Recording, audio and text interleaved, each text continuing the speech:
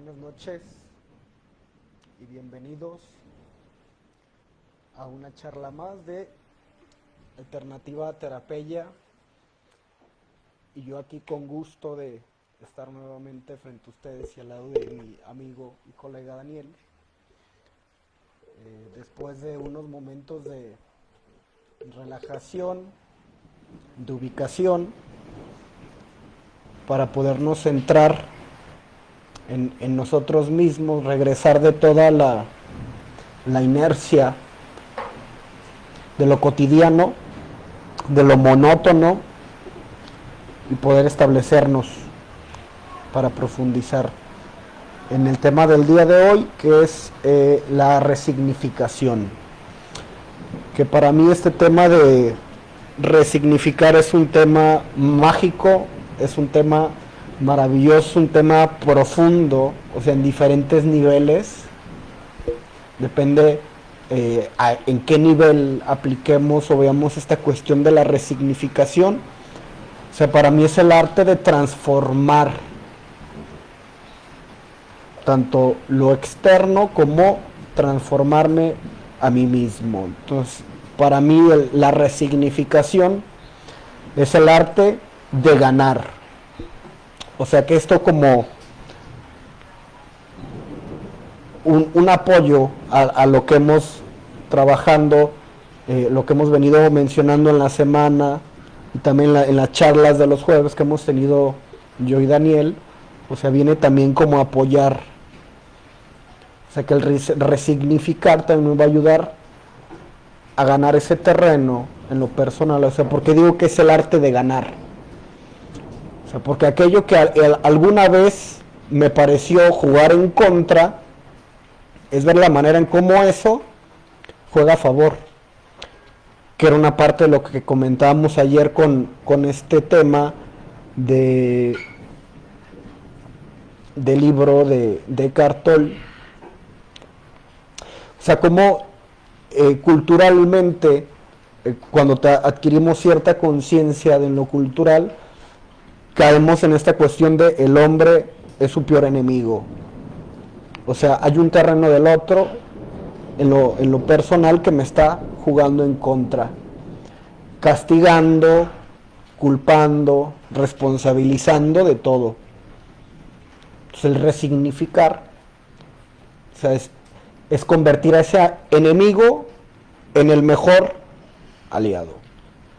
Entonces para eso vamos a profundizar en este tema. Por favor. Muchas gracias, mi queridísimo Pablo. Pues otra vez buenas noches a todos. Un gustazo estar por acá.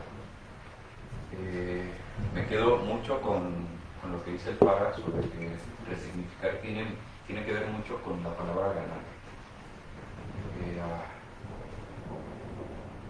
Voy a introducir el tema con una pequeña definición.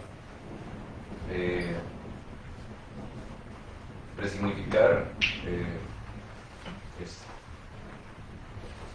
tal vez una de las herramientas que más utilizamos los terapeutas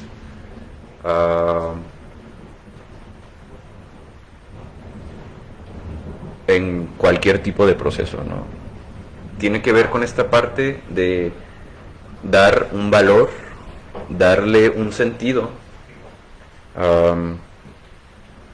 hacer nuevas lecturas de un hecho, de una experiencia que es parte de nosotros, ¿no? Que vive con nosotros, que es parte de nuestra memoria, que nos trajo aprendizajes en cierto momento, ¿no? Esto de resignificar es algo que les comentaba que es una herramienta terapéutica porque es algo que tenemos que hacer en el presente, ¿no? Siempre he escuchado mucho en el discurso de mis colegas aquí la importancia que le dan al conocer nuestra propia historia, ¿no?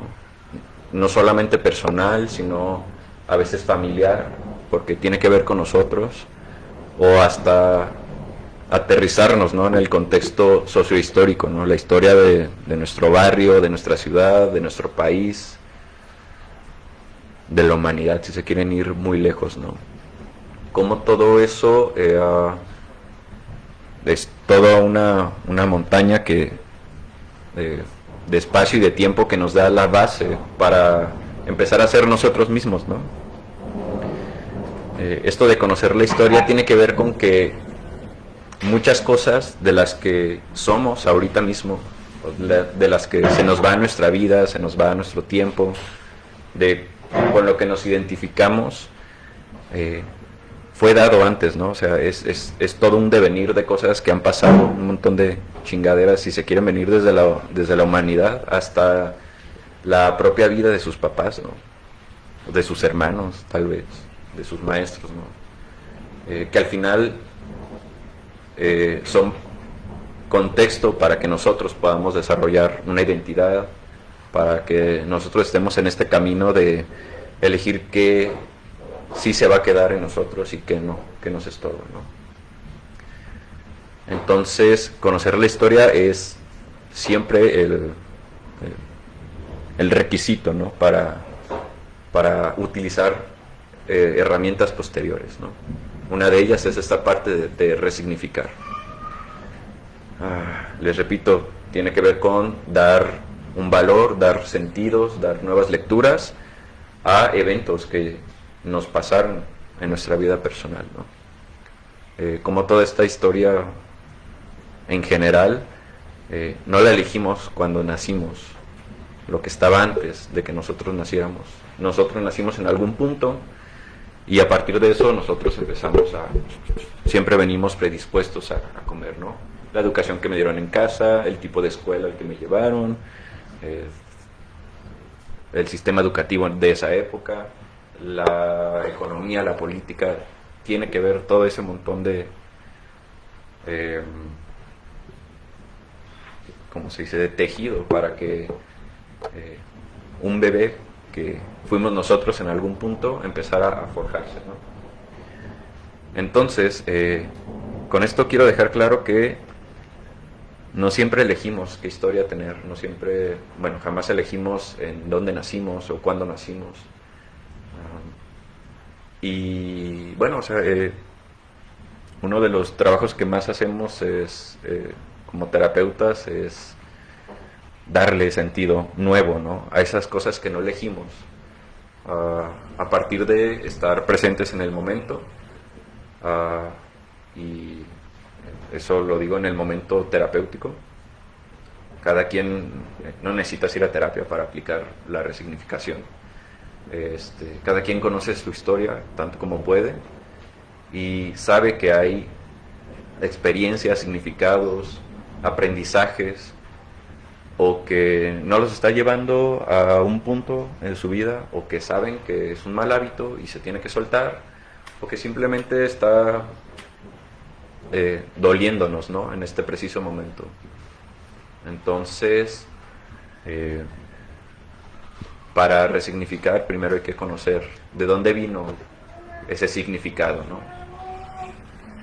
No siempre, como les decía, escogemos darle ese significado. El afán de resignificar es primero tratar de que esa experiencia no se convierta en identidad, ¿no? Al final no podemos negar que nuestra identidad está basada en todas nuestras experiencias, ¿no? Pero ninguna, bajo esta lógica de poder tomar conciencia en un preciso momento, ninguna experiencia define nuestra personalidad a futuro. Resignificar es una de las herramientas que permite esa desidentificación con nuestro pasado, en un sentido en el que vamos a saber que esa experiencia va a estar ahí el resto de nuestras vidas con nosotros, pero que no tiene por qué traernos el dolor del pasado o encasillarnos en una etiqueta a nosotros mismos todo el tiempo, ¿no?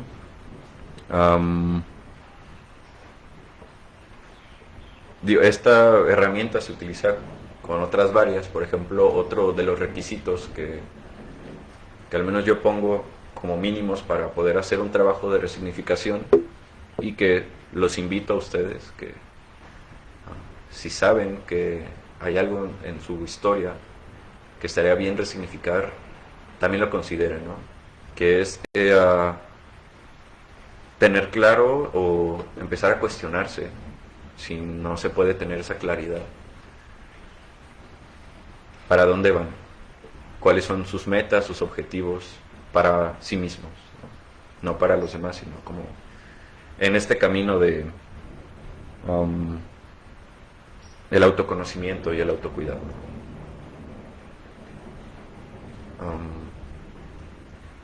Ahora me gustaría hablar un poquito de una forma simple, sin mucho rebuscar, no sé, sin darles mucha teoría, de cómo se lleva a cabo un proceso de resignificación, ¿no? Claramente recomiendo que sea acompañado de alguien, pero algunos ya tienen este acompañamiento o ciertas herramientas que ya pueden utilizar, ¿no? Lo primero es saber que en esta parte de estar haciendo significados, ¿no? A partir de las experiencias hay dos cosas, ¿no? Tal vez están mezcladas o son las dos caras de la misma moneda, pero para hacer este proceso es importante notar ambas caras, ¿no? La primera es que hay hechos. Los hechos los tomamos como situaciones, como con una especie de tendencia a la objetividad, ¿no? Tiene que ver con, si yo les estuviera pidiendo que hicieran un ejercicio de resignificación, les pediría que hablaran de los hechos, ¿no? De las cosas que pasaron en su vida. Esto de describir tiene que ver con los hechos, ¿no? Cuando tú describes algo, hablas del objeto, de la situación de manera objetiva, ¿no? O sea, no permeando con mis emociones, con mi propia historia, con mis interpretaciones o con mis conclusiones de lo que pasó, ¿no? Por poner un ejemplo, describir una situación puede ser perdí a un familiar, terminé con mi novio, no sé, conseguí un trabajo nuevo.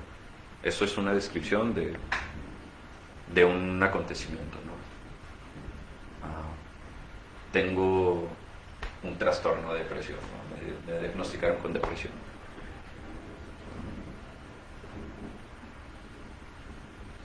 De la otra cara está la parte de las conclusiones, de la interpretación, de cómo todo eso conecta con una persona, con toda una historia de vida. Entonces está el hecho y las conclusiones, ¿no? Para seguir los mismos ejemplos, conclusiones, y unas acá bien maníacas para que me entiendan, del hecho de que, por ejemplo, perdí a mi familiar. Una conclusión podría ser como, me duele mucho y ya no quiero seguir viviendo en este mundo sin esta persona, ¿sabes?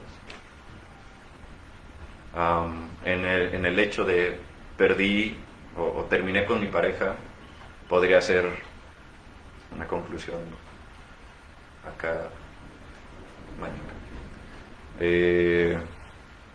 Es la 10ª vez que termino con alguien en este año, y soy una persona que no se le dan las relaciones, y todos los hombres son iguales, todas las mujeres son iguales, y mejor ya no quiero tener relaciones, o no he encontrado al novio indicado, ¿no? Van cachando más o menos cuál es la diferencia entre conclusiones y hechos. Una es una descripción de una situación un poco más objetiva, y la otra tiene que ver con todo mi pasado, con todos esos significados que he construido, o que, bueno, sí, a partir de mi contexto, a partir de la sociedad en la que vivo, de lo que me ofrecen los arquetipos, las instituciones, llámese familia, llámese país, llámese lo que quiera, ¿no? Religión, cultura, ¿no? ¿Qué otro ejemplo me he puesto? Conseguí un trabajo, ¿no? Conseguí un trabajo y ahora puedo sacar una casa de 10 millones de pesos porque puta, no es el trabajo que siempre había soñado y seguro voy a durar ahí 60 años, ¿no? Me voy a jubilar y todo va a salir bien, ¿no? En una hay cierta conclusión, hay cierta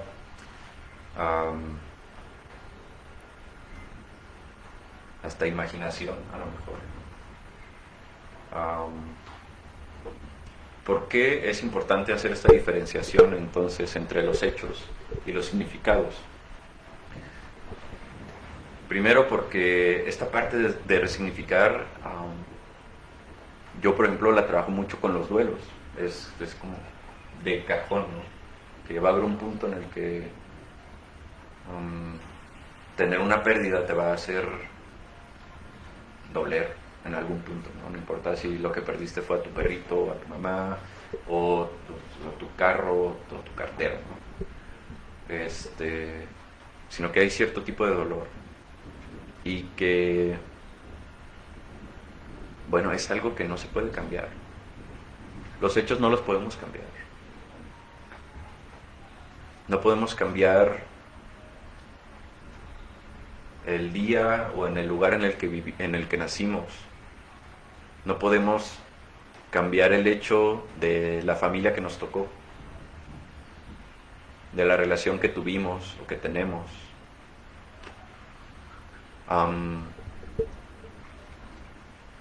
No podemos cambiar el hecho de haber sido víctimas de alguna especie de accidente, de alguna especie de violencia. No podemos cambiar el hecho de todo este devenir histórico que nos tocó a nosotros adquirir, ¿no? Por medio del natural crecimiento de los seres humanos. Pero sí podemos cambiar el significado, sí podemos cambiar las conclusiones, sí podemos cambiar la interpretación, el valor que tiene ese hecho para nosotros, ¿no?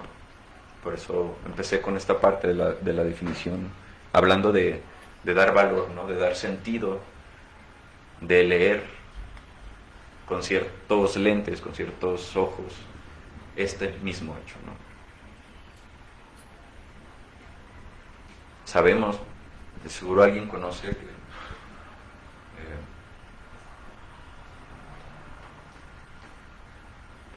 por poner un ejemplo, el mismo hecho con dos significados hasta contrarios, ¿no?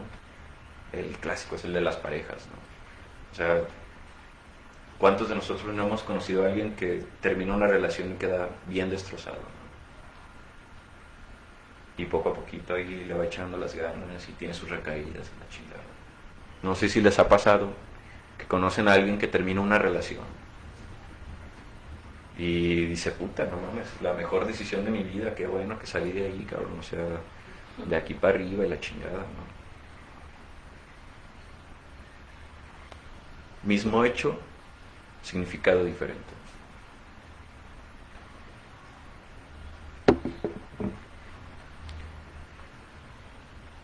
No sé si ahora van captando un poquito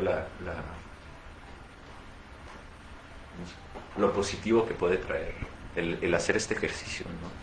de resignificación. Yo los invito a pensar su propia historia, ¿no? A notar si en este momento de su vida hay un hecho que arrastre, que duela en esos momentos, ¿no? Porque ya varias veces les he hecho la analogía, ¿no? De que el cerebro es como una especie de calculadora que nada más tiene sumar y multiplicar. No hay restar ni dividir. Al cerebro no se le pueden restar cosas.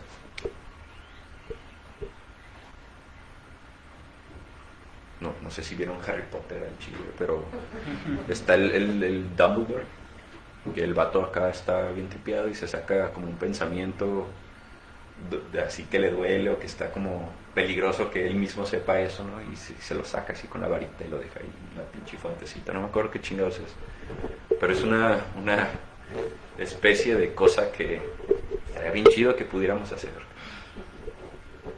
pero no se puede. No podemos quitar esos hechos de la cabeza, pero podemos resignificarlos. ¿Y ahora para qué, no? O sea, ya les dije más o menos qué es resignificar, más o menos cómo se resignifica, que es a partir de dividir cuáles fueron los hechos y cuáles son mis conclusiones de los hechos, ¿no? Esos significados que rodean los hechos, esa utilidad que le damos a los hechos. Les digo, o sea, a veces no teníamos forma de significar eso más que está catastrófico y está cabrón y me dolió y no queda más que sufrirle, cabrón. Está gacho. El problema es cuando esos significados nos atan a ponernos etiquetas a nosotros mismos. Voy a ser una persona indeseada que no le haya las relaciones porque ya es mi 10ª pareja este mes, cabrón. ¿Sabes? Entonces ese significado te va a tener el segundo mes con otras 10 parejas, cabrón. ¿Por qué? Porque lo que tú estás buscando es quitar esa etiqueta que te está lastimando de que eres alguien indeseable y que eres alguien que no puede mantener una relación, cabrón. Y tu mente se va a enganchar en esa madre y vas a estar dándote topes en la misma piedra, ¿no? Dando vueltas en círculos, ¿no? Entonces, uno de los objetivos de resignificar es que algo deje de doler, que algo podamos soltar, cabrón, de lo que venimos arrastrando, ¿no? Y bueno, está esta frase que está la manejamos mucho dentro de terapia. Creo que también ya habíamos hablado de la habitación y de la tendencia a evitar y todas esas cuestiones que puede traer la habitación. A veces por estar evitando toparnos algo, estamos dando vueltas y vueltas y vueltas, porque no aprendemos a partir de eso que evitamos, ¿no? O sea, a veces evitar, bueno, más bien, casi siempre evitar es un placer, un bienestar inmediato que nos tiene repitiendo o no aprendiendo de un mismo error, ¿no? Cuando a veces lo que estamos evitando sí va a doler un rato, tal vez un buen rato, pero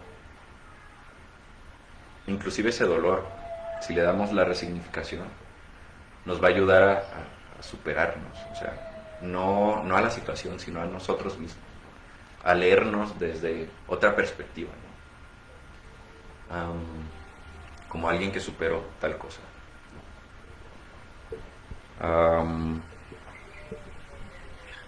Les voy a leer la frase. Dice: resignificar para dejar de evitar, y dejar de evitar para reaprender. Esto de reaprender tiene que ver más con no repetir los patrones conductuales una y otra vez, ¿no? En este ejemplo que les ponía de las parejas, de la señora o señor, ¿no? Que ya lleva 10 parejas este mes, ¿no?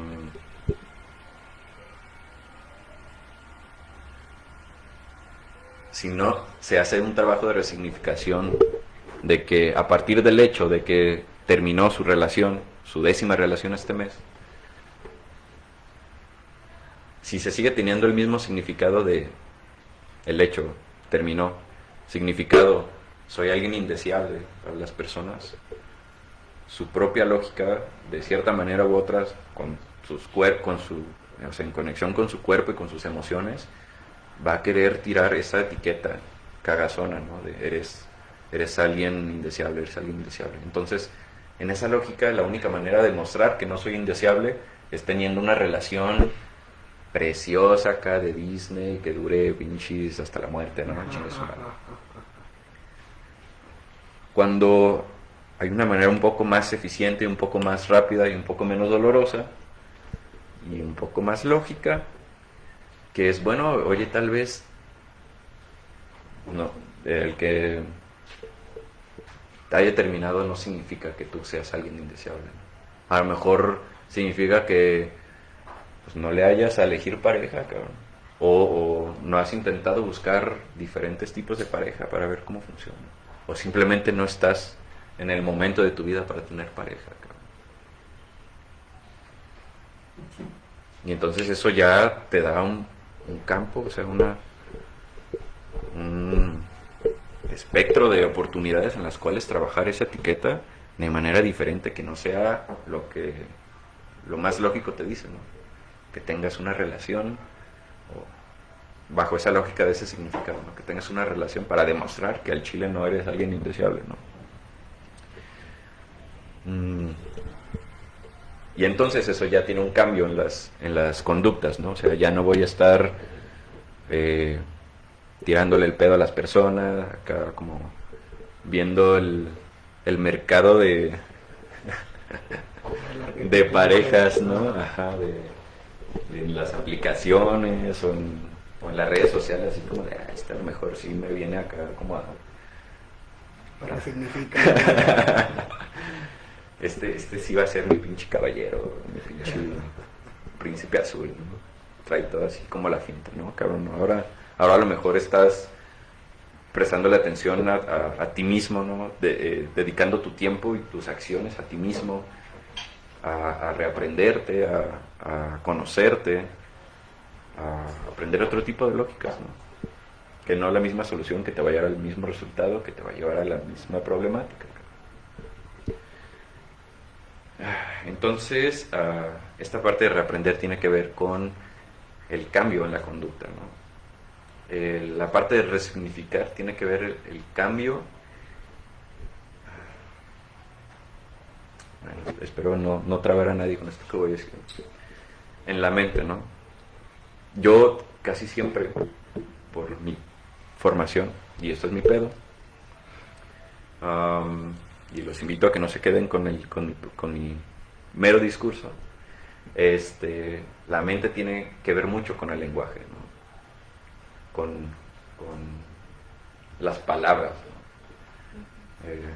Según algunos teóricos que me caen bien, que me hace congruencia, la mente tiene que ver con esta parte de estar hablando en la cabeza, ¿no? Con estas conexiones que hacemos a partir del lenguaje, con imágenes, con situaciones, ¿no? Entonces, para mí, un campo importante de la mente, o de los más importantes, es la parte del lenguaje, ¿no? Y resignificar tiene que ver con este lenguaje que utilizamos para describir aquellos hechos, ¿no? Los hechos, pues, cabrón, es un corte. Cuando hablo de un hecho, es un corte en el tiempo y en el espacio de algo que percibimos, que experimentamos, ¿no? Y a veces ese momento nos genera significados, el que quieran, y a veces esos significados duelen, y a veces a partir del lenguaje, a partir de ese significado, yo traigo lo que pasó, las emociones, los valores que estaban en ese momento, ¿no? Entonces, si fue algo doloroso, a lo mejor por medio del lenguaje, por medio de repetir eso que significó en ese momento, ese hecho, me duele otra vez, ¿no? Entonces así se convierte el dolor en sufrimiento. Acuérdense que la diferencia es cuánto tiempo ha durado y cuánto me puedo chingar a mí mismo por medio de mi querida amiga, la mente, a.k.a. lenguaje. Entonces, si trabajamos en este sentido, el cómo hablamos de este hecho, el qué significa este hecho, obviamente sin separarlo de esta parte emocional que siempre va a estar ahí, ¿no? Presente. Por ejemplo, el Fara la otra vez hablaba del aprendizaje emocional el jueves pasado, hacía como le diste un besito al tema, ¿no? De cómo es más fácil aprender por medio de las emociones, ¿no? Si yo les pregunto cuál es la primera experiencia que se acuerdan de su vida, de morritos, les aseguro que o sintieron algo bien cabrón, feo, o algo bien chido, bonito. Entonces está esta carga emocional, ¿no? Les comento esto porque normalmente lo más difícil de resignificar tiene que ver con algo que aprendimos, con mucha carga emocional, ¿no? Entonces no olvidemos de que probablemente va a estar ahí esa carga emocional, ¿no? Porque sí, no sé, si ahorita podemos resignificar en 5 minutos como decía la otra vez, la noticia más relevante, ¿no? Cabrón, del momento. Y mañana va a haber otra que va a decir, no mames, está bien chido, ¿no? El meme del momento, lo resignificamos, ¿no? Pero ¿qué tal una pérdida? ¿Qué tal lo que los hizo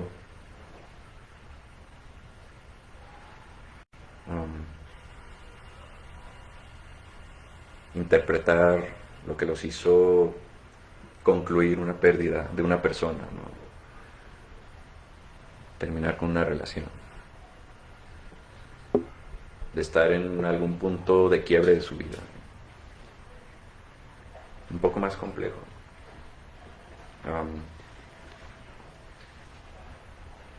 ¿Qué les parece hasta ahorita el tema? Los veo, ¿ok? Bueno, es que a mí desde que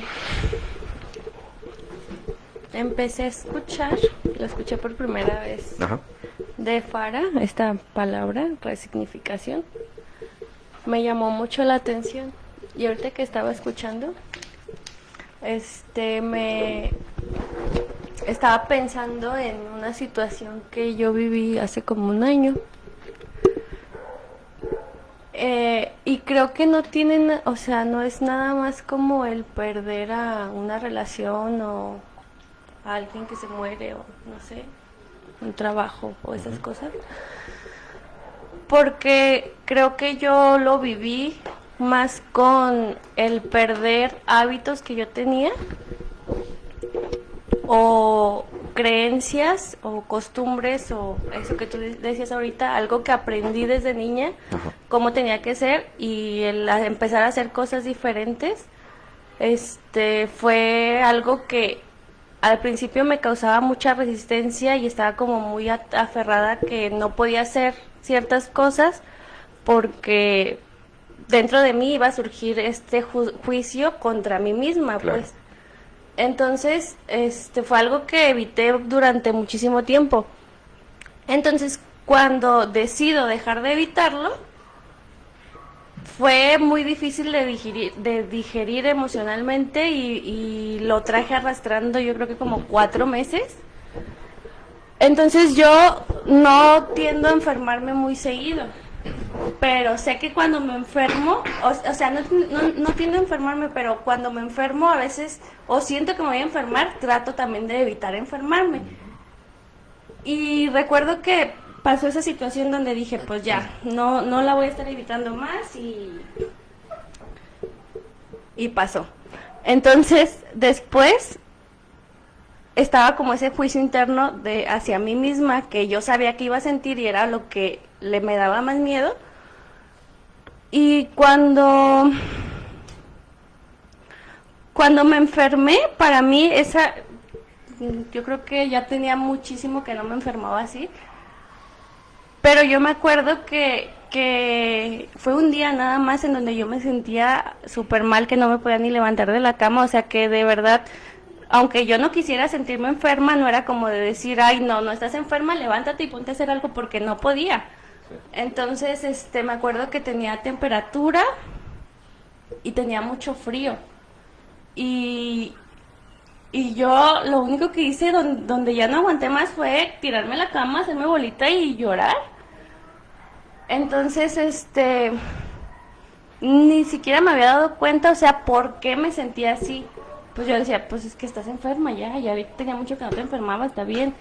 pero dentro de mí yo traía arrastrando esa parte de lo que yo misma me estaba diciendo a mí misma que no lo podía soltar. Entonces, me acuerdo que me enfermé, cuando estaba enferma, o sea, a mí lo que me ayudó en ese momento a aliviarme fue llorar y como el abrazo que yo sola me di fue algo que yo dije, no manches, o sea, yo hasta ahorita lo recuerdo y ya nunca más no me ha pasado así. Pero ahorita estaba escuchando y fue como el ir como hilando todas esas situaciones que pasaron y ya después fue cuando empiezo a tener, en ese tiempo, a los poquitos días o no sé, me acuerdo que en ese tiempo fue cuando yo empiezo a tener terapia con Fara. Y pues ahí ya fue como ir arreglando otras cuestiones, pero en ese momento, o sea, fue algo muy inconsciente que pasó, que ni siquiera me había dado cuenta que era por eso, pero que sí fue como importante darle otro significado, sobre todo al juzgamiento o a lo que yo misma me estaba diciendo a mí misma, pues a partir de lo que realicé. Entonces sí se me hace muy interesante y me gusta mucho este tema. Muchísimas gracias, Xochitl. Allá. Bueno, yo tengo más que Dale. otra cosa, como una pregunta. Ajá. Ahorita que estaba escuchando a Xochitl, ya no me sentí así como el único. Qué bien. Yo ayer compartí algo que siento que me está pasando de una forma muy notoria, muy palpable. El hecho de sentir como esta parte de le doy en su madre algo y surge algo más cabrón, más revolucionado. Y ahorita estoy como en un proceso de autoobservación, desidentificación, tratando de como de acomodar las piezas de no sé qué hijos de su pinche madre, no sé cómo llamarlo, no sé qué juegos sean, apenas estoy como queriendo encontrar las reglas del juego también. Bien. El domingo también agarré como otra parte esta cuestión de los vampiros energéticos. Y ahorita me acaban de acomodar otros 2 jabs con este pedo de la resignificación. Eso vení. Entonces yo ahorita estoy así como en un punto donde a veces digo, ¿en qué momento tomé la decisión de empezar a meterme en todo este pedo? Si mi vida estaba así como, no estaba tan chida, pero hasta cierto punto era como cómodo estar así, ¿no? O sea, no vivo chido, los culpables son algunas personas, sé que tengo algunos problemas, pero pues puedo sobrellevar la vida. Claro. Entonces, esta como ansia de querer encontrar el porqué y el cómo de casi todo, fue lo que me orilló como a empezar a buscar respuestas.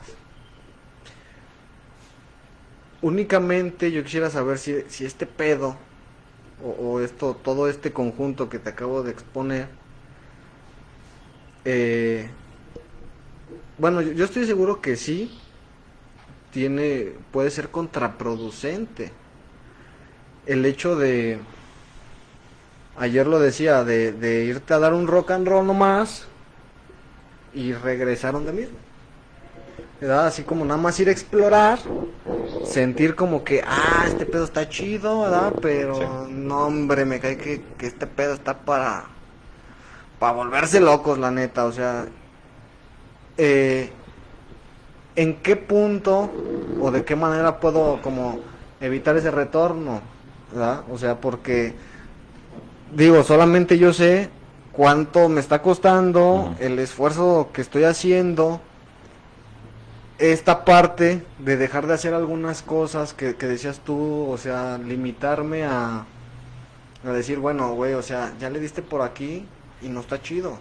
O sea, ya lo comprobaste, ya es algo que has repetido no nada más una vez, o sea, ya, o sea, observa lo que estás escribiendo, lo que estás observando, y han sido algunos intentos, los mismos errores, en diferentes circunstancias, en diferentes personas, pero a final de cuentas es la misma gata nomás que revolcada.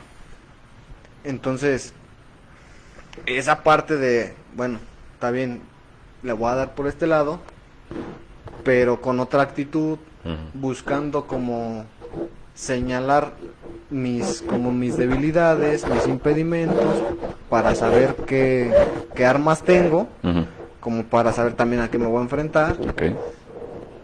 Y lo que yo creo, esta parte a veces uno de los impedimentos que yo tengo es el exigirme, el empezar a como a, es que ya siéntelo diferente, güey, o sea, ya no mames, o sea, si ya lo viste, ya lo observaste, ya lo detectaste, ya siente diferente, no mames, ¿verdad? O sea, y a final de cuentas, o sea, observo y digo, no mames, pero es que siento igual, ¿qué pedo? Ya. O sea, ¿cuánto pinche tiempo va a pasar? O sea, sí, tengo un chingo de información, y si te saco mi currículum vas a decir, no mames, pues este güey ya debería de levitar. ¿Verdad? O sea, no mames, o sea, he hecho muchas cosas las he hecho nomás por hacerlas, la verdad. Mucho tiempo yo lo he mencionado, que he estado por estar a veces en algunos lugares, en algunas Entiendo. dinámicas, en servicios, no sé cómo llamarlos. Pero a veces esa parte, como que digo, no mames, este pedo como que va a ser contraproducente, o qué pedo, Entiendo. o qué Ok, mira, déjame responder poquito. Quisiera dar una pequeña retroalimentación a ambas. Me consta que traes un buen currículum en el por qué y en el cómo. Pero ¿qué hay en el para? ¿Para qué? ¿Para qué aprender todo eso, no? ¿Para qué meter las narices en todo este trip, no? Del autoconocimiento, de las herramientas, ¿no? El para siempre te responde qué función le vas a dar a todo ese conocimiento, ¿no? Y es algo que, no sé, o sea, que invito a todos a preguntarse, ¿no? ¿Para qué estamos aquí, ¿no? Y no importa cuál sea la respuesta, va a tener que ver con metas, con caminos, con objetivos. Y más allá de eso, con valores. ¿Qué es lo que yo valoro? ¿Qué es lo que quiero? ¿Qué es lo que busco? ¿No? Porque, o sea, las metas llegas, cabrón, y dices, está chido aquí, ¿no? Ya conocí más de esto, ¿no? Y a lo mejor en ese momento tienes otra crisis de, ya me quedé sin metas, cabrón, ahora ¿para dónde le doy, no? Cuando dejas que los valores te guíen, las metas no se acaban, cabrón. Piensa en algunos valores clásicos, ¿no? El más simple, yo creo que el que cada vez que pregunto sobre los valores a mis pacientes, siempre tiene que estar ahí, el amor. Sí, o sea, es una discusión grande la del amor, no nos vamos a meter en eso ahorita, cabrón.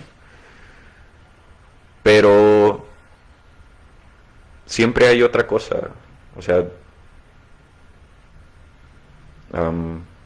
puedes alcanzar las metas de tener una relación de pareja, cabrón. Y una vez que la tienes, sabes que hay otras metas, o sea, ya tengo mi relación, ¿no? Ahora conservarla, ahora mejorarla, ahora, no sé, por poner un ejemplo en la pareja, ¿no? Porque también está el amor hacia uno mismo, ¿no?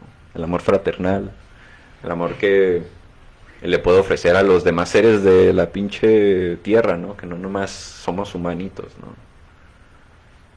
Que le puedo ofrecer a un par que está viviendo lo mismo que yo, o que le puedo ofrecer a mis hijos, a mi mascota, cabrón, o sea, siempre, o sea, Los valores son una especie de directrices. No son metas, no son objetivos, son directrices que te van a arrojar algunas metas y algunos objetivos que cuando los alcanzas sabes que estás siendo congruente contigo mismo, ¿no? El para qué va encaminado en aquella dirección. Ahora, algo que ambos mencionaron de maneras diferentes, pero que tiene que ver con que, por ejemplo, Xochitl decía que a lo mejor no lo viviste mucho en una parte de un duelo, una pérdida. Yo se los mencionaba por poner un ejemplo, ¿no? Les voy a poner uno que también es un clasicazo, cabrón. Y creo que prácticamente lo he trabajado con todos mis pacientes, ¿no? Que es el resignificar el hecho de tener emociones, ¿no? Hecho, tienes emociones, cabrón. No te las puedes quitar ni a putazos, ni naciendo otra vez, cabrón. Si vuelves a nacer siendo humano, vas a tener emociones. Y si eres animal, también. Entonces, o sea, muchas personas, y les repito, o sea, por el contexto en el que nos tocó nacer, ¿no? Llámese familia, llámese país, llámese la cultura mexicana, etcétera, no sabemos qué vergas hacer con las emociones, no sabemos, o sea, o aprendimos que están mal, o que son malas, o que nos hacen daño, y claro, o sea, cuando te duele algo, pues, te sientes feo y tratas de evitarlo, ¿no? Lo más natural es evitar el dolor, ¿no? Las cosas dolorosas, ¿no? Y claro, vivimos en una pinche cultura del que no arriesga, no gana, y cero miedo, y no pain, no gain, a la verga, ¿no? Y pues, o sea, son unos discursos chidos, pero ¿qué hacemos cuando estamos teniendo miedo y estamos teniendo dolor y estamos teniendo enojo y no sabemos qué hacer con él, cabrón? O sea, y le sacamos la vuelta, tratamos de evitarlo, ¿no? Estar enojado es malo, estar triste es malo, estar ansioso es malo, ¿no? Tener miedo es malo, ¿no? Y uno también de los trabajos clásicos de resignificación es, ok, es un hecho que tienes miedo, cabrón. Pero entonces, ¿en qué te convierte tener miedo? Pues en un cobarde. Pues en un pendejo, en un mediocre.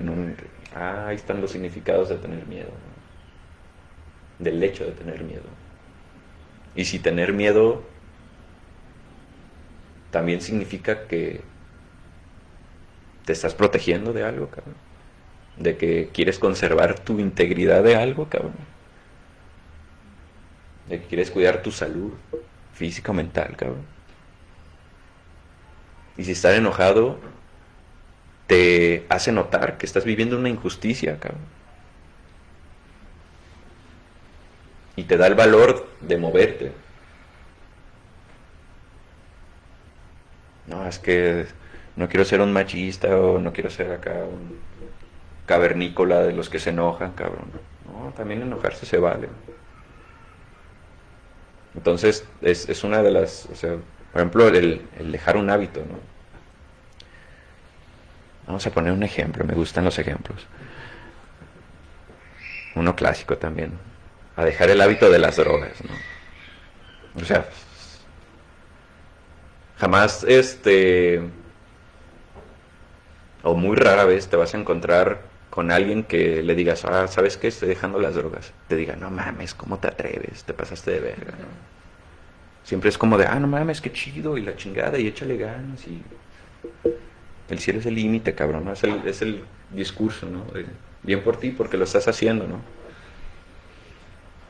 Cuando cualquier adicto sabe que es un pedo hacerlo, ¿no? Duele hacerlo, cabrón. Y se pierde algo cuando dejas ese hábito, no importa si son las drogas, no importa si es tu pareja, no importa si es tu familia, el cómo tratabas a esta persona, o el cómo te tratas a ti mismo, ¿no? El mismo hábito de yo decirme de tal manera, de identificarme con cierta etiqueta, ¿no? De tener identidad, ¿no? Por poner ejemplos de hábitos, ¿no? El hábito de decirme pendejo, el hábito de decirme fumador, de decirme drogadicto, de decirme inclusive cosas positivas, ¿no? Como, bueno, ni tanto, ¿no? Como hay personas que están tratando de dejar el hábito de creerse Superman, cabrón, de que pueden salvar a todo mundo, ¿no? O de que pueden ayudar a todo mundo. Y cuando pierden ese hábito es como de, ay, cabrón, está difícil, ¿no? Está la tendencia a regresar al hábito, ¿no? Y es importante notar que también en ese tipo de dejar hábitos, de cambiar hábitos, se vive una especie de duelo, cabrón. Le vas a sufrir un ratito, ¿no? O al menos va a estar la tendencia así como de... Y resignificar tiene que ver con que todo eso que deja un vacío también te da un espacio en la vida, en tu mente, en tu tiempo, en tu cuerpo, para hacer algo nuevo, cabrón.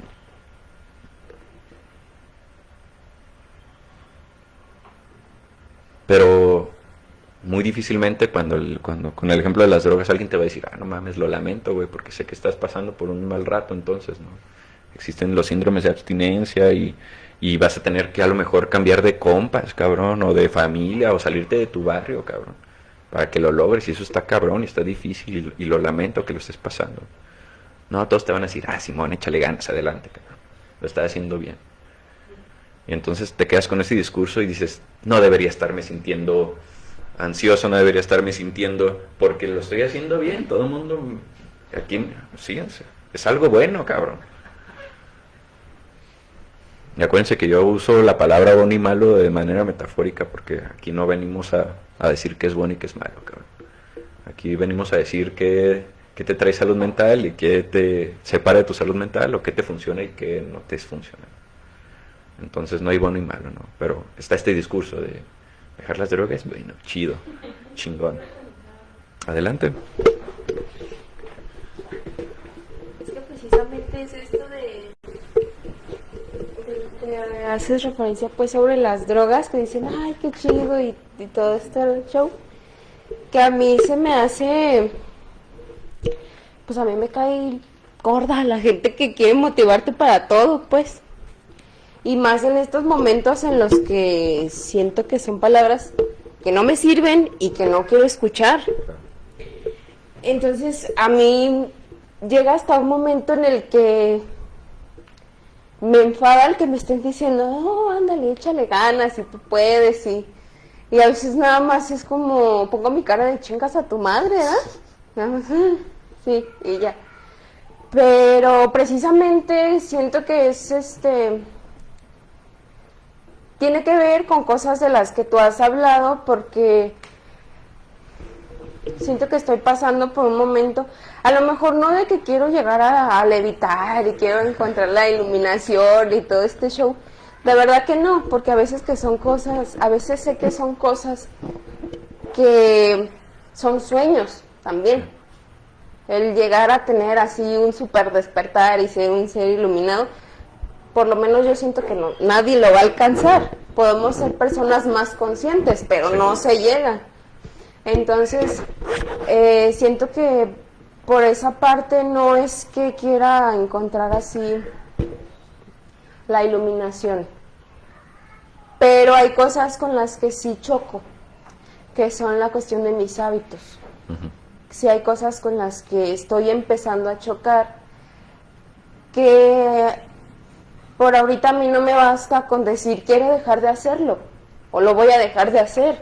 O sea, también sé que es algo de lo que he estado programada muchísimo tiempo, claro, todos los años de mi vida, y no es como de que, pues ya no quiero y mañana ya voy a ser una persona totalmente diferente. A lo mejor hay gente que sí lo puede hacer así, pero por lo menos yo no he podido hacerlo así. Claro. Entonces es algo que también llega como a provocar enojo. Llega a provocar así como malestar, y que a veces de la misma manera que la gente me dice, ay, pues tú échale ganas y tienes que estar bien y todo esto, y a veces quisiera decirle, pues no le quiero echar ganas y no quiero estar bien, y como ves, ¿qué te importa pues? Porque sí son cosas que llegan a molestarme, y a veces sí quisiera sacarlo así, porque hay gente que hasta me pregunta, ¿y por qué estás enojada? O sea, ¿qué chiste tiene enojarse? ¿Para qué te enojas?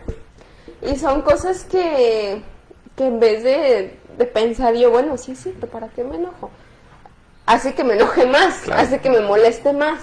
Porque a veces siento que que el hecho de estar reclamándome una y otra vez las cosas que no hago como se supone que debería de hacerlas, con la mentalidad que debería de hacerlas, de ay sí, todo va a estar bien, hay que ser positivos y la chingada, a veces eso es lo que me hace que me exija a mí misma. Claro.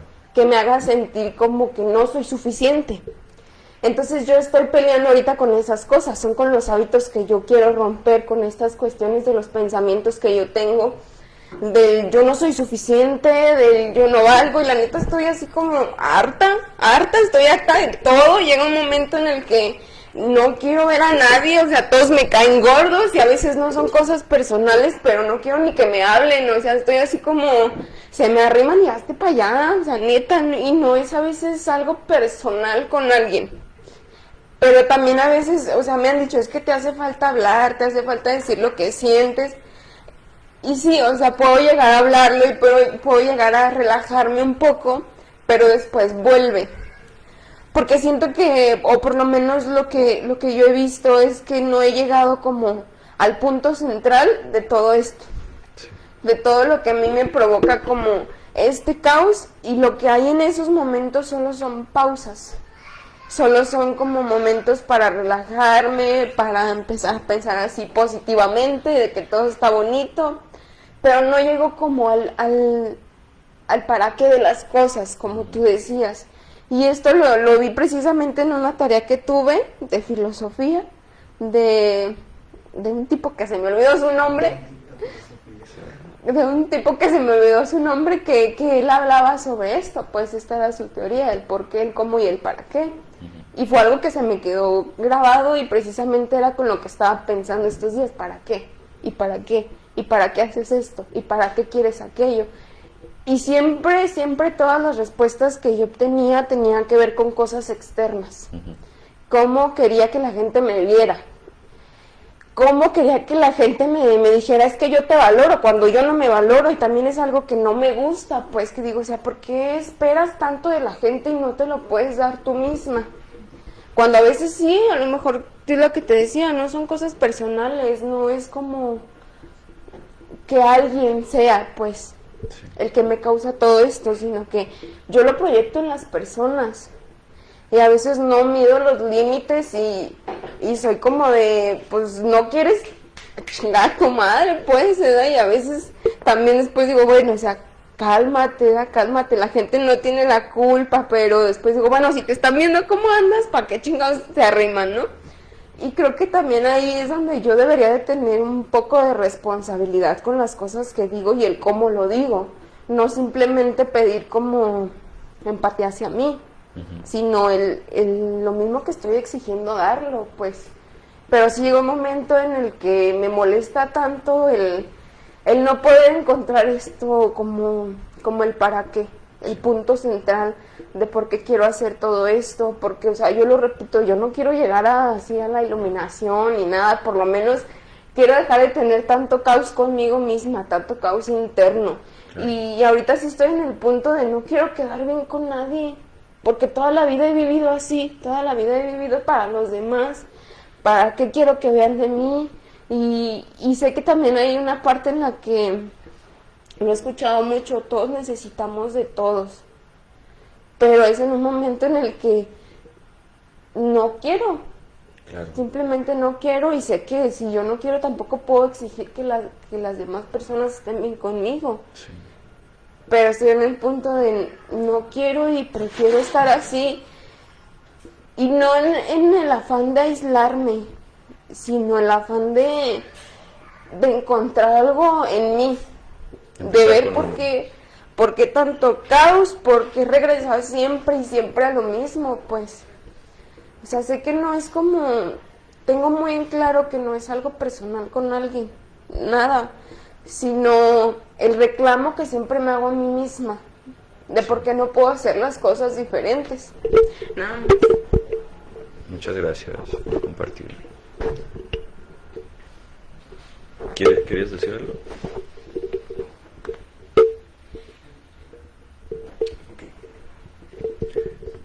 Si es que esta cuestión del autoconocimiento es como meterse al modo administrador de la compu. sea, el software es algo que hizo una empresa ajena. Entonces uno al meterse al modo administrador empieza a ver, ¿quién puso esto aquí? O sea, puede pasar, como decía Josué, a lo mejor no era precisamente lo que quería llegar con el ejemplo que puso, pero también sirve para ilustrar. O sea, como en este recorrer y salir a lo que estaba acostumbrado y conocer otras realidades, pues a veces me doy cuenta que lo mío no, a lo mejor no estaba tan mal.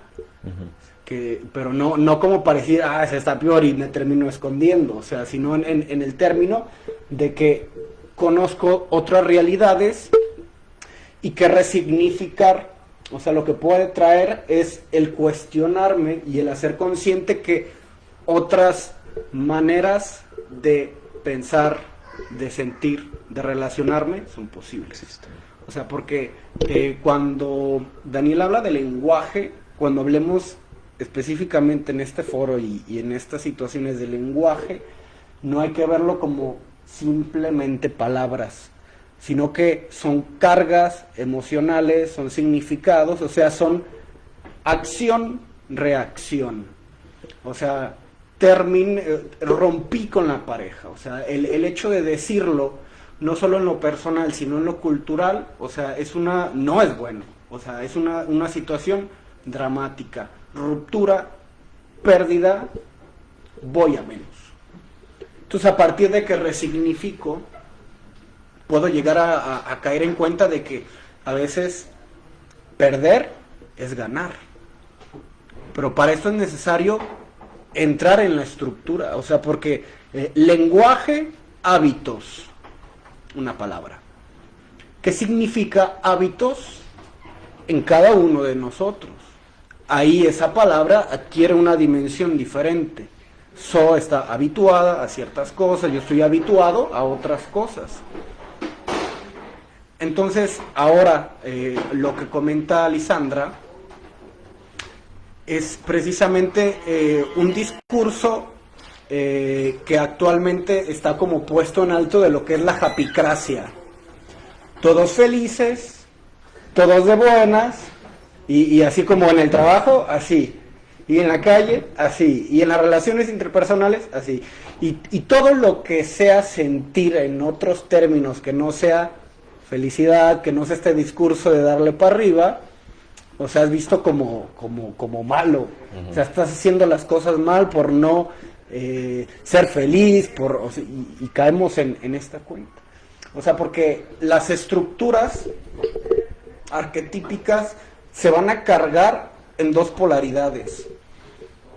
No puedes, o sí, tú puedes, pero como polos, no como realidad. O sea, realidad es lo que comparte Lisandra. Entonces, aunque la intención sea, o sea, a lo mejor que esté bien en lo real, nosotros también tenemos una responsabilidad de comunicarle a otros cómo es que queremos ser ayudados o ser escuchados. O sea, porque la tendencia desde lo general es a palmadita en el hombro, no pasa nada, échale para arriba, que bueno, tú puedes, y todo ese discurso. Pero más allá de eso es como de, ¿sabes qué, cabrón? La neta estoy que me lleva la chingada, y nada más quiero que me escuches. Entonces uno mismo así como de, no. Un acompañante, o sea, no quiero un consejo, no quiero que me digas si es bueno, si es malo, o sea, que viertas un contenido sobre mí, porque de contenidos acá están de sobra. O sea, la crisis por la que atraviesa Liz es algo bastante real y duro, porque va directamente a la estructura del yo. O sea, que viene a cuestionar desde dónde me pienso. Entonces también desde ahí podemos también, o sea, en esta cuestión del autoconocimiento lo más complicado es el ser paciente y el ser empático con el proceso que uno está atravesando. ¿Por qué? Porque caemos en lo que dice Josué. Bueno, es que ya lo vi, ya sé que pues ya quiero sentir algo diferente. Entonces lo que primero tenemos que ver es que si en el momento que yo quiero cambiarlo ya estoy resistiendo a lo que es real en ese momento. Entonces tengo que sentar la situación. O sea, todo lo que comparte Dani es abrir la estructura. Pero esa estructura tiene contenidos, hay que sentar. O sea, esto del cobarde, bueno, hay que sentar el miedo. ¿Qué significa este miedo? No, pues cobardía, hay que ver. Esos son referentes externos. O sea, a partir de eso vamos a delimitando lo que es mío y lo que otro vino, pues yo con que me quiero quedar. Claro. No sé, o sea, creo que entiendo muy bien, o sea, para no salirnos del tema, este pedo de la japicracia también es algo que tenemos que resignificar, cabrón, o sea, de obligarnos a estar felices todo el pinche tiempo, cabrón, o sea, desvalorando, y es un poco lo mismo del por qué como sociedad no sabemos qué hacer con emociones que nos traen dolor, ¿no? O sea, como el miedo, como el asco, porque socialmente las evitamos, ¿no? O sea, búsqueda del placer y eso tiene sus beneficios políticos, pero uno cuando aprende a saber qué hacer, primero a aceptar el hecho de que se van a tener este tipo de emociones, ¿no? Y cuando uno aprende a darles un significado diferente a estas emociones, se vuelven útiles, o sea, al final el responder el para qué tiene que ver con una función, o sea, de qué me va a funcionar esto en la pinche vida, ¿no? Sin caer así como en un pragmatismo, ¿cómo se dice? Radical, o sea, pragmatismo es que solo pienso en cómo puedo usar las cosas todo el tiempo, ¿no? O sea, de cómo voy a utilizar esto, cómo voy a utilizar el otro, ¿no?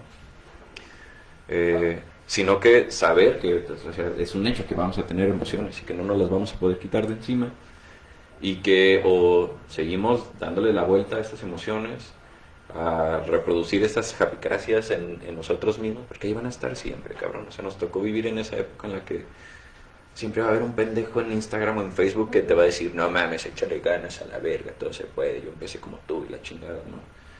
Y ahí van a estar esos referentes de que de la nada se puede ser feliz todo el tiempo, ¿no? O sea, de que al parecer hay personas que jamás han sentido miedo, jamás han sentido tristeza en su vida porque les va de puta madre todo el tiempo, ¿no? O sea, y uno no sabe qué hacer cuando se siente triste, o sea, cuando tiene el estereotipo ahí enfrente, ¿no? Entonces, empezar a ganar terreno tiene que ver con esta parte de saber cómo opera eso a través de mí, ¿no? O sea, el responder el para qué, de si se ponen acá a meditar sin levitar ya es como vanidad. Pero estar en el momento adecuado, o sea, de estoy sintiendo esto, estoy pensando esto, pensar en esta cuestión de estoy cometiendo la acción de decir esto en mi cabeza, pero como acción. Ok, o sea, lo primero es notarlo, ¿no? Y la otra es, sí, cabrón, puedes responder el cómo y el por qué, y me puedes escribir un libro del cómo y el para qué, ¿no? Pero si el cómo y el por qué, ¿no? Pero si te preguntas el para qué, te vas a quedar así como de, sí, Simón, ¿qué estoy haciendo ahorita mismo, no? Te va a traer en ese momento, precisamente en ese momento de tu vida, ¿no? Y es esa oportunidad de poder elegir, poder discernir, poder notar, sin pelearte con lo que está dentro de tu cabeza, de tus propias experiencias, de tus propios aprendizajes que a lo mejor elegiste, a lo mejor no elegiste tener, ¿no? A lo mejor estabas actuando en automático en ese momento, pero a partir de preguntarte para qué lo estoy haciendo, ahí está un hilito que si agarras vas a descubrir la función del por qué estás operando como estás operando, cabrón. Si estoy operando para mí o para alguien más. Entonces, por eso esta parte de la resignificación tiene que ver con ganar terreno en mí mismo, de lo que alguien puso ahí, cabrón, de lo que la historia de la humanidad puso ahí, de lo que mi familia puso ahí, de lo que la escuela puso ahí. debe entender de lo que la cultura, la religión, todo puso ahí como contexto que yo en algún momento por cuestiones biológicas adquirí, cabrón, porque fui un niño que creció y por eso opero así, ¿no? Entonces en ese momento es cuando uno empieza a juntar sus piezas y a decir, mira, yo he estado operando todo este tiempo para esta cosa y ahorita es el momento de resignificar y decir,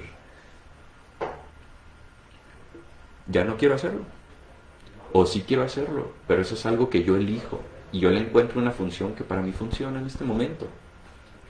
Y si en un año ya no funciona, ahí está, ahí va a estar otra vez ese momento de quiebre en el que se me cae la piececita. Cabrón, sí es cierto, ya traía esto desde hace tiempo y ahorita no hay un para de cómo utilizarlo, cabrón. Si no hay un para, estoy cargando de más, cabrón, estoy cargando peso que podría estar, o sea, podría estarme más ligero, ¿no? Y lo que les decía al principio de que empecé a hablar de la japicracia, perdónenme por desviarme, es que también hay que resignificar esa japicracia, ¿no? O sea,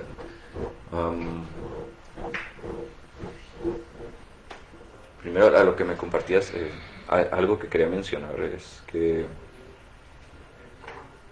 no sé si ya han hablado de esto, pero te suena la palabra invalidación. Sí, o sea, es cuando alguien te dice no se vale lo que estás haciendo, cabrón.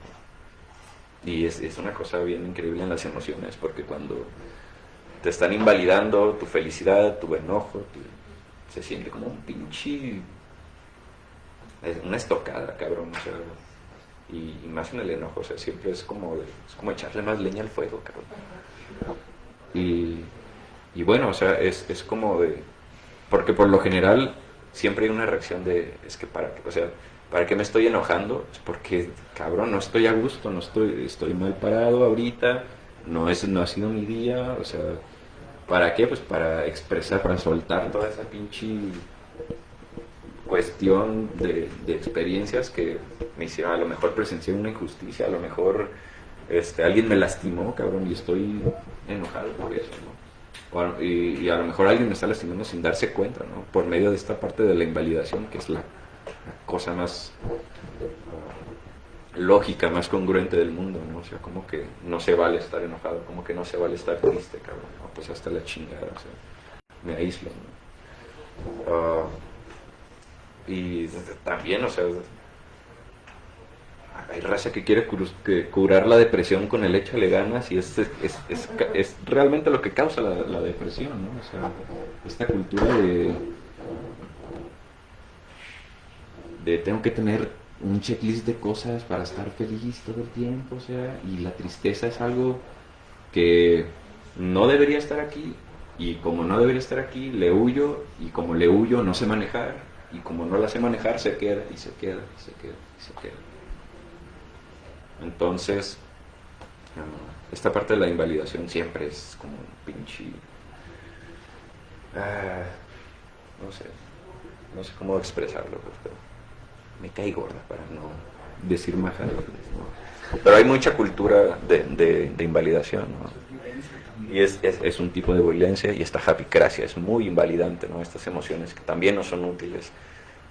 También la tristeza, también el enojo, también el miedo tienen un para qué funcional, y por eso lo traemos todos innatos, y por eso es un hecho que ahí va a estar, cabrón. Entonces,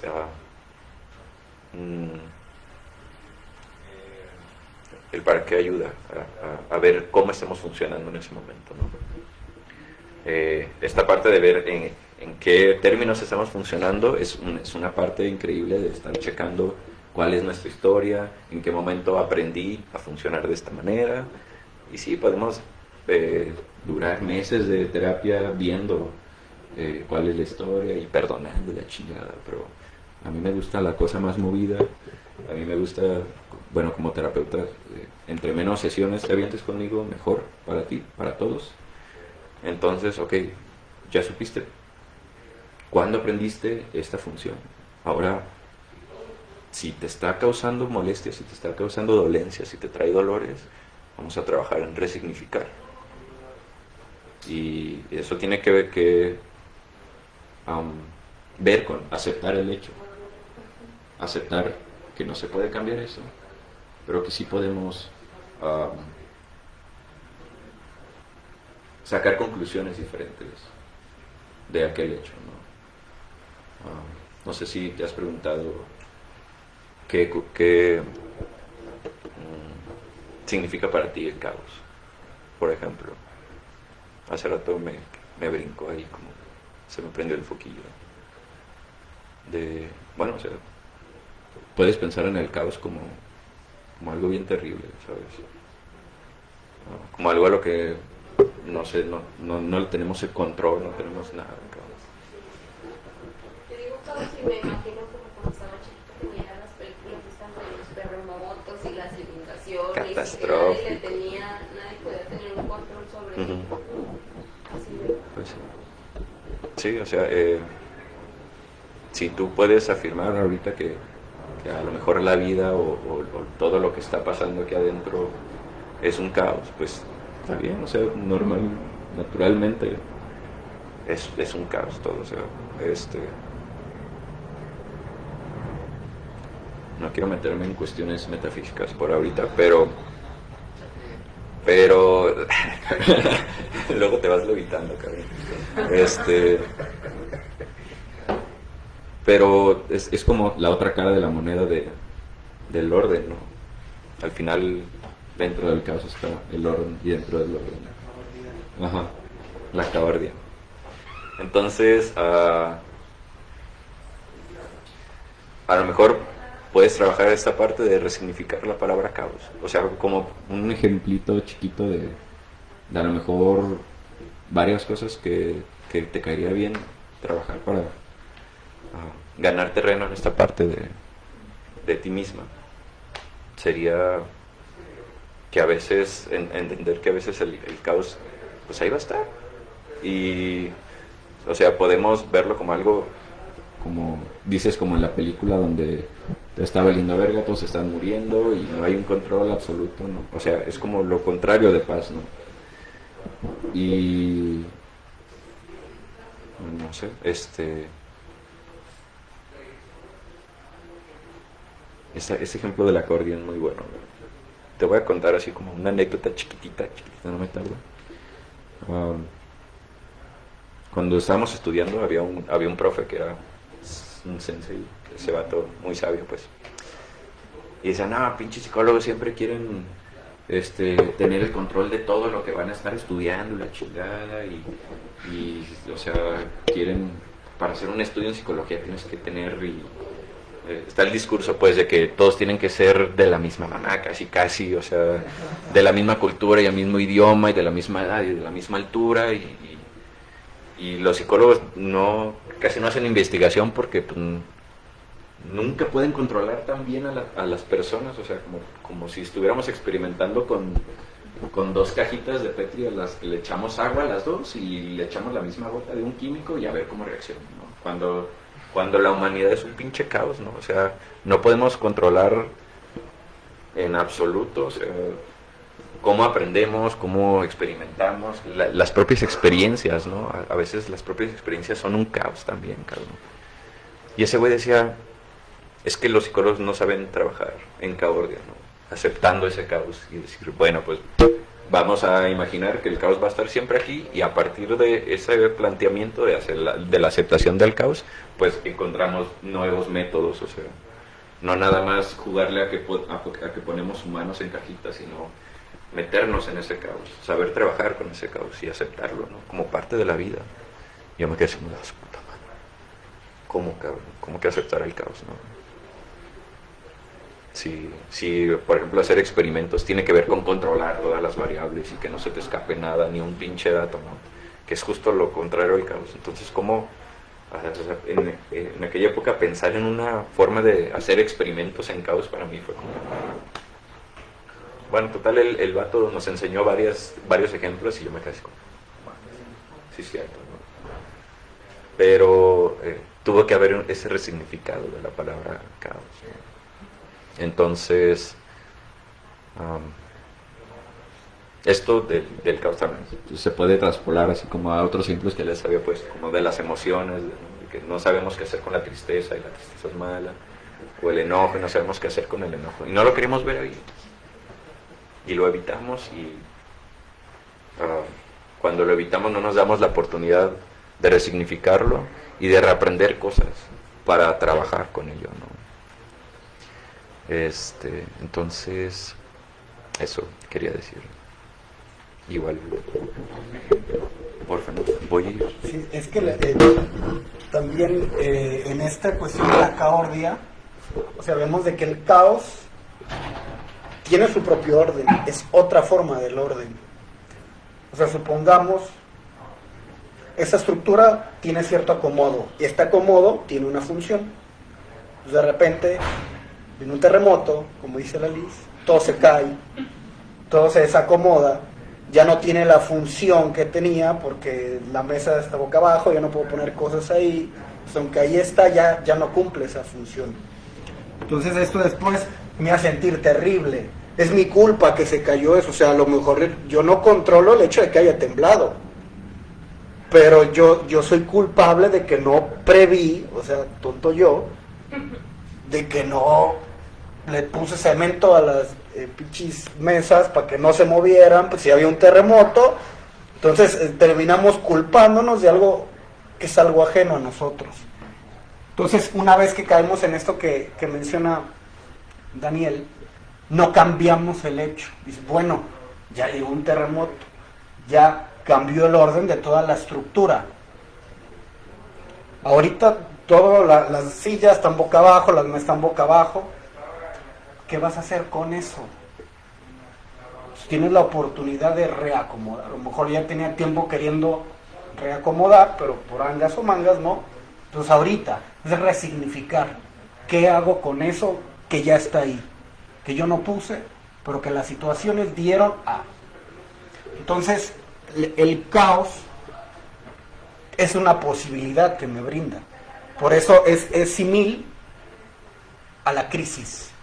Caos, crisis, y como ya hemos mencionado, crisis es amenaza para la estructura o oportunidad para el ser. Entonces tengo la oportunidad de crear algo nuevo, algo diferente. Entonces a partir de aquí no sé si hay algo más que quieran comentar o damos terminado esta charla caótica, caordia, o sea, que dice que siempre sí, hay que adaptarnos a este caos de la zona. Es que ahorita estaba pensando en eso precisamente, de que cuando yo tomé la decisión de hacer eso que tanto tiempo evité por el miedo que sentía de lo que yo misma fuera a pensar, pasé precisamente por eso que ahorita compartía Liz, ¿no? Llegó un punto, o sea, antes de hacerlo, donde yo sentía que todos me caían gordos, igualito, así como la escuché, haz de cuenta que yo me estaba escuchando en ese momento, y me hizo acordarme, porque de verdad yo, o sea, fue algo que, o sea, ya había sentido etapas donde decía, ay, pues es que me caen gordos todos, pero no tan fuerte, así que de la nada me cayeran gordos. Ajá. Y sí es cierto, o sea, lo hablas, pero realmente no es como que acomodas eso y lo vuelves a sentir y lo vuelves a sentir. Entonces en ese momento yo me acuerdo que yo sí pensé, o sea, no sé, fue como decidí conscientemente o inconscientemente, no sé, realizar esa acción aún sabiendo las consecuencias que podría traer, y puse como en la mesa así, pues esto, el realizar esto puede que pierda todo lo que puede que pierda todo lo que he conseguido, puede que mejore las cosas, puede que empieces desde cero, o sea, fue algo donde yo tuve que como predisponerme a lo que viniera, pues, aún sabiendo que había muchas posibilidades. Entonces, y realmente, o sea, fue algo pues que yo sabía que me iba a traer cambios, pues internos y externos. Entonces, y sí, así fue, o sea, al principio fue como estarlo digiriendo y no podía, o sea, fuera muy, muy fuerte para mí en ese momento. Ahorita me acuerdo y digo, no era para tanto, pero creo que ese no era para tanto. Viene desde que estamos chicos, o sea, desde que, ay, no seas exagerada, qué dramática eres. Y a partir de que alguien más nos enseña a desvalidar, nosotros mismos llegamos al punto en el que nosotros solos, ay, no seas dramática, ay, es que estoy dramática, o ay, es que exageré poquito, pero pues ya se me pasó. Entonces, yo creo que todo este caos que yo sentí en ese momento surgió a partir de que yo aprendí a no darle valor a lo que yo estaba sintiendo y a acostumbrarme a eso. Entonces llegó un momento en donde pues ya no podía más y sentía eso de que pues es que no puedo. Y ese ejercicio que hicimos, bueno, que yo hice contigo, de, a ver, investiga para qué te sirven estas emociones que estás sintiendo. Y fue como darle otro valor totalmente al que yo había aprendido de que, ay, es que es puro drama, es que exagero, es que pues están ahí, pero no las quiero sentir. Entonces fue como empezarme a permitir sentir y a partir de lo que sentía ir tomando decisiones, pero no desde lo que tenía aprendido o desde el miedo que me causaba el poder hacerla, sino desde la convicción de lo que yo sentía y de lo que yo quería. Entonces ahí es donde yo, pues no sé, empiezo como a encontrarle el para qué, o sea, todo este show, decía Josué, o sea, ¿para qué te metiste ahí? Y no fue como algo que yo haya decidido meterme conscientemente, sino las circunstancias me fueron orillando porque ya no habría de otra, pues, o sea, ya era o lo haces o lo haces. Y me sigue gustando este tema. Gracias.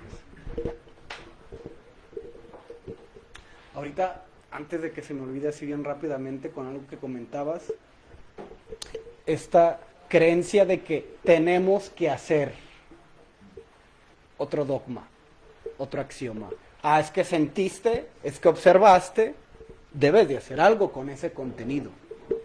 Entonces a veces nosotros mismos a través de este aprendizaje y de este autoconocimiento podemos volvernos, o sea, como que nosotros mismos nos empujamos.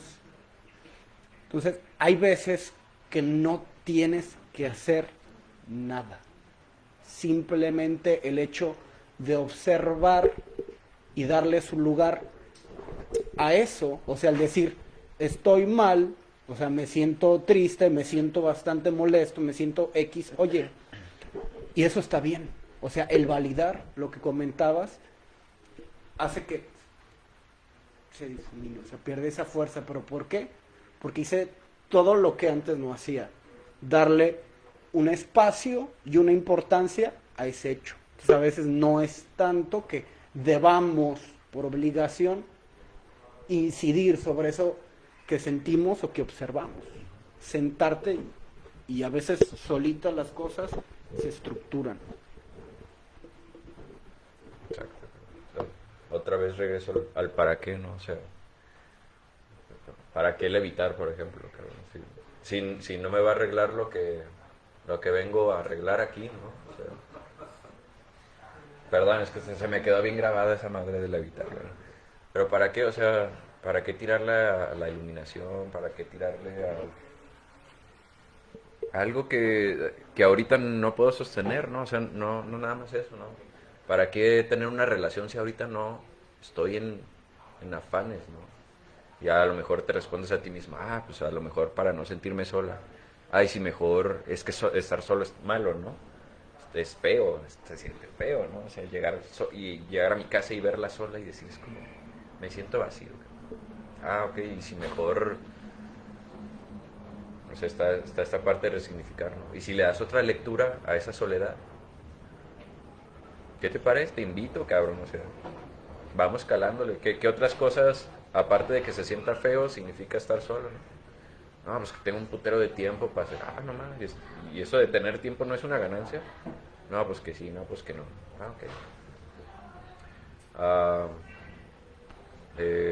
Tienes espacio, a lo mejor puedes rentar tu cuarto, cabrón. O sea, el punto es darle esa lectura, ¿no? O sea, primero aceptar el hecho de que estás solo y decir, ok, no está tan mal.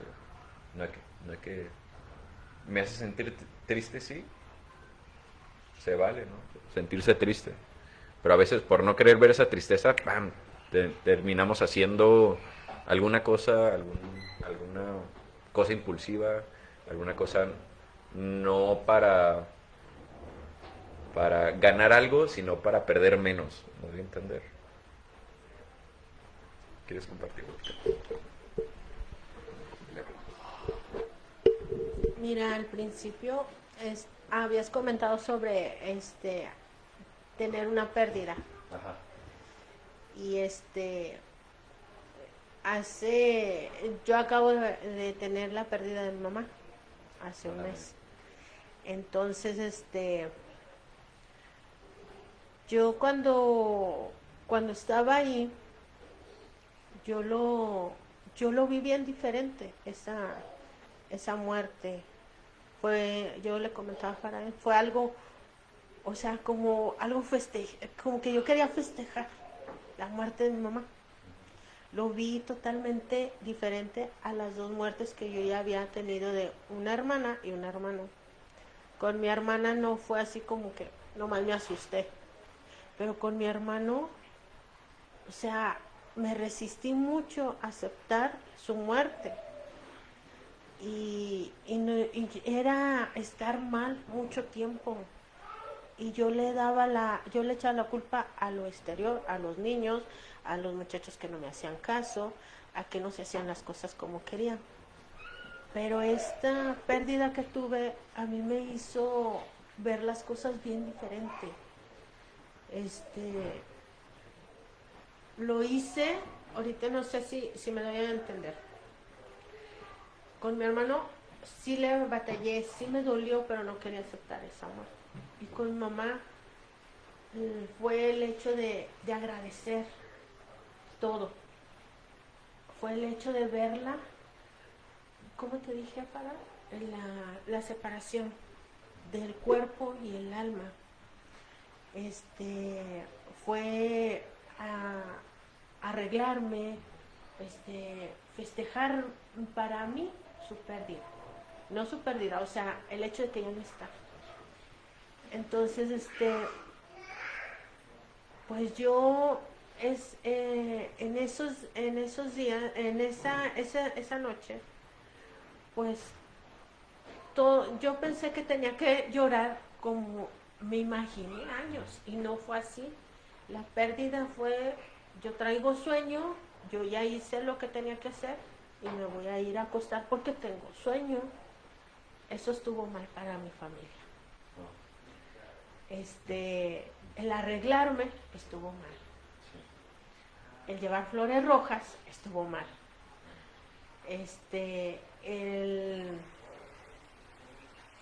El no llorar como yo no esperaban los demás estuvo mal.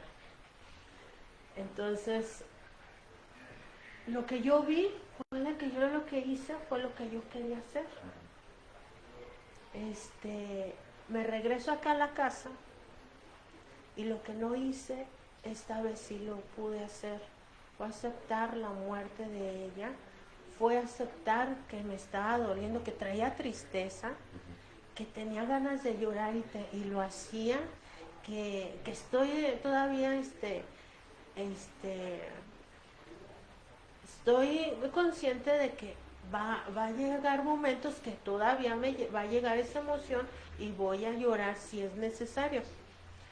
Pero la veo bien diferente a la de las otras con esta. Y yo pienso que es a lo que estaban comentando, porque yo lo veo que esto lo pude asimilar y no duró tanto tiempo, porque con mi hermano duró casi 2 meses y medio, 3, y con lo de mi mamá duró menos de un mes, para darme cuenta de que el dolor va a estar, de que el cambio lo tengo que hacer yo, y qué es lo que quiero hacer a partir del día que me di cuenta.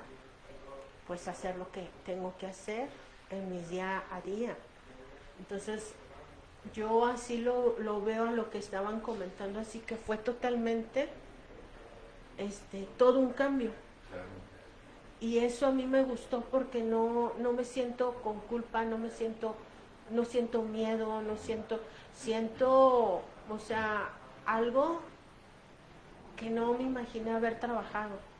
Siento que eso me ayudó más a darme cuenta que ahorita yo estoy aquí y que la que tiene que vivir y hacer lo que tiene que hacer soy yo. Independientemente si les agradó o no les agradó, si estaban de acuerdo o no estaban de acuerdo, si el hecho de que lo que hice estuvo mal, pues estuvo mal para ellos, para mí estuvo bien. Y yo veo que sí, y yo hice eso que están diciendo ustedes en estas pérdidas que tuve. Entonces, ahorita yo no me siento mal el hecho de que esté ya haya muerto, o sea, ya murió, ya a lo que sigue, que es soy yo, y seguir a lo que yo quiero hacer, no a lo que esperan los demás que yo tenga que hacer. Entonces, eso lo observé mucho. Eso me ayudó a darme cuenta que si yo no observo que las cosas las haga para mí, voy a caer constantemente a hacer lo que los demás quieren sin disfrutar lo que en realidad estoy haciendo o quiero hacer. Gracias.